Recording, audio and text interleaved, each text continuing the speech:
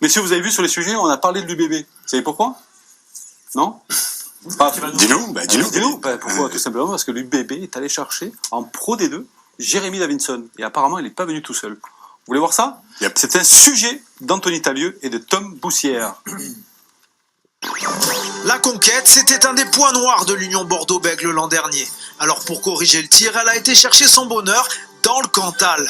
Jérémy Davidson doit redonner un esprit conquérant au paquet d'avant girondin, tâche qu'il se partage avec le spécialiste de la mêlée Jean-Baptiste Poux. Et l'Irlandais est à pied d'œuvre depuis son arrivée. C'est un plaisir de pouvoir se remettre en question tous les jours, d'apprendre tous les jours. Tous les jours, c'est une journée à l'école.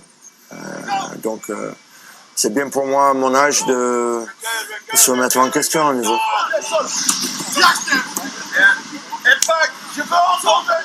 Pour le moment, on n'apprécie pas trop la ville parce qu'on passe tellement de temps au boulot que j'ai pas beaucoup de temps de visiter.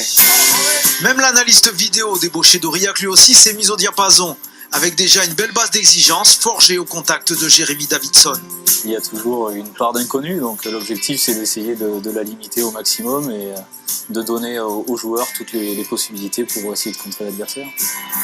En 6 années à Aurillac, l'ancien 3e ligne a mené son club en finale d'accession, perdu contre Bayonne. Et c'est sous sa coupe que le Saka a enchaîné 35 victoires d'affilée à Jean Alric. Pour ses états de service, Aurillac l'a d'ailleurs libéré malgré 3 ans de contrat. Il était une priorité pour la direction girondine. Jérémy, je le suivais depuis quelques années parce que je voyais quand même l'excellent travail réalisé par Aurillac et on voyait bien que Jérémy leur avait fait franchir un palier. Et oui, Jérémy, il connaît la Pro D2, il connaît le championnat français en tant que joueur aussi, il a joué en top 14 à Castres. Il a un passé qui est pas si vieux, qui est très glorieux, donc il avait toutes les qualités pour réussir, c'est ce qu'il est en train de faire et oui, il apporte beaucoup sur la rigueur, sur l'envie, enfin je suis ravi d'avoir Jérémy dans ce staff.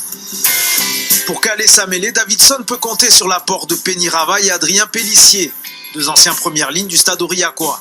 Ravaille est entré contre Clermont et Castres. Pellissier était lui titulaire les 2 fois, signe d'une confiance apportée à ses joueurs venus de l'étage inférieur. La différence, elle est vraiment technique, où les joueurs sont beaucoup plus habiles avec le ballon, à certains postes, notamment devant. Et voilà, après, au niveau du combat, je pense qu'en Pro D2, il y a des matchs l'hiver qui sont aussi rudes qu'en Top 14. Le niveau est bien plus haut, mais le niveau de Pro D2, c'est très haut aussi. On voit des belles choses, on voit des bons matchs. Il y a des très bons joueurs. Et je pense que c'est l'école de Top 14.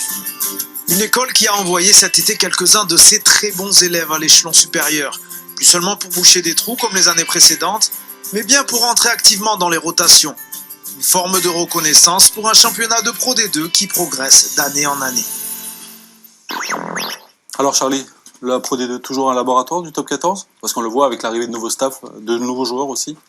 Oui, enfin, en ce qui concerne Jérémy Davidson, bon, c'est pas une surprise parce que c'est quand même un entraîneur qui a réussi de très belles choses à Aurillac. Et puis voilà, Laurent Marty, il a été bien avisé d'aller le chercher parce que inévitablement entouré d'autres gens compétents autour de lui, Poux, Brunel, voilà, c'est une équipe qui va certainement retrouver la voie du succès. Christophe, on l'a cité tout à l'heure dans le reportage, il n'est pas venu tout seul, hein, il est venu aussi avec certains joueurs d'Aurillac. On débauche les analystes vidéo maintenant aussi au rugby, mais c'est vrai que globalement, et souvent d'ailleurs dans le monde du rugby, et je pense dans le sport en général, quand un entraîneur débarque dans un club, il amène avec lui dans ses bagages souvent sa garde rapprochée, que ce soit un analyste vidéo, que ce soit un préparateur physique, que ce soit un spécialiste de la défense, sa femme aussi l'amène forcément. Pas toujours, il y en a certains qui les laissent loin. Mais oui, c'est souvent comme ça.